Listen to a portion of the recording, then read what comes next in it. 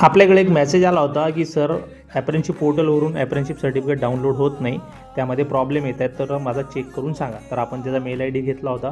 त्यानंतर आपण गेलो ॲप्रेंटिसशिप इंडिया या वेबसाईटवरती. तिथे गेल्यानंतर याचं लॉग इन करून घेतलं. लॉग इन केल्यानंतर आपल्याला दोन गोष्टी दिसल्या.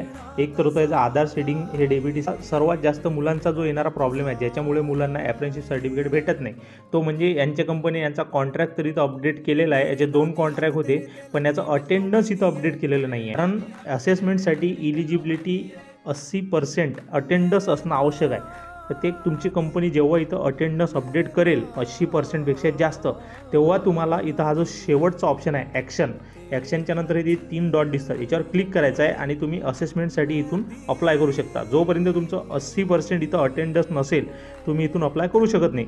असेसमेंटला अप्लाय केल्यानंतर तुमची एक्झाम झाली तर होईल, नाहीतर तुम्हाला डायरेक्ट ॲप्रेंटिसशिप सर्टिफिकेट तुम्हाला भेटेल आणि तुम्ही इथूनच ते डाउनलोड करू शकता.